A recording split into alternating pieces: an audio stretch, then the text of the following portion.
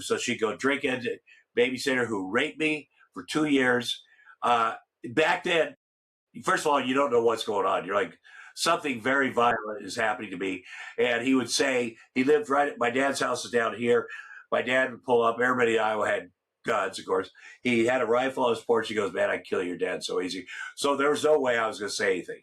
My dad would see injuries that I had and give me a bath. I'd say I was from a tree in the woods, and it was when I got sober, things kind of come together. And so one of the things I said I got to do, I got to find a guy, because I don't want that guy walking in Walmart in my hometown going, and see the famous guy? Like, that's what I might think. I'm going to get to him. And it took a little while. I practiced with my therapist. I didn't want to go to prison. You're right.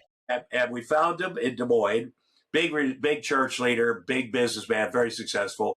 Practice what I was going to say. I go to his place of business. Lady reception, like, oh my God, it's Tom Arnold, because it's Iowa. I'm here to see Terry. She goes, I'll tell him. I go, don't tell him. Where's his office? I walk down the hall. He's at the end. He comes out of his office. Somebody told him. Start walking up towards me. I'm doing my speech. I practice 50 times with my therapist. Here to give you back the pain and shame because of his kid. If you try to do that to me now, he came right up on me. And he's a big dude. I hadn't seen him since I was a kid. He stuck his finger in his chest. He goes, your memories are wrong, which tells me he's probably been confronted before. And for a second, I was 4 years old. And I was in that room they used to take me into, and I could smell his laundry in the backyard. Like, it was, and then I realized I'm not 4 years old. I'm a 6'2" man. And so I grabbed his hand, bent him back, and said, and if you try to do that to me now, I'd break your fucking neck. And I eyeball him. And all of his employees would come out because I'm there. They heard and saw this. So I release him. I go out, call Roseanne. Oh my God, I did it. Ton of bricks off my fucking shoulders. My brother, he was, and then I found out he's about to adopt his fourth son. So I went over to the state capitol to Terry Branstad. He was our Republican governor.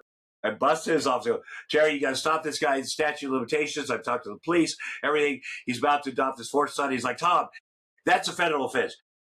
You asking me is a federal offense. You were never here. You have to leave. And so I left. I'm pissed. And a couple days later, my brother calls. The adoption fell through.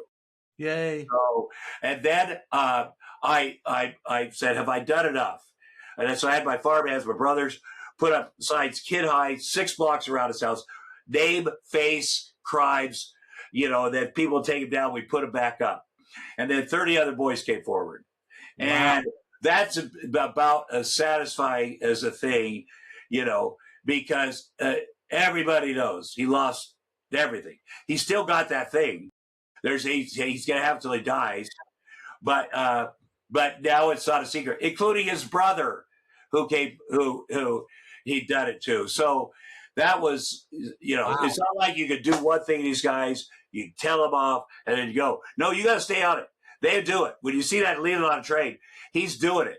Yeah. So now we know, well, this guy just can't be in public. This is not acceptable, or everybody has to know his deal because he is dangerous to children. So yeah, well, yeah.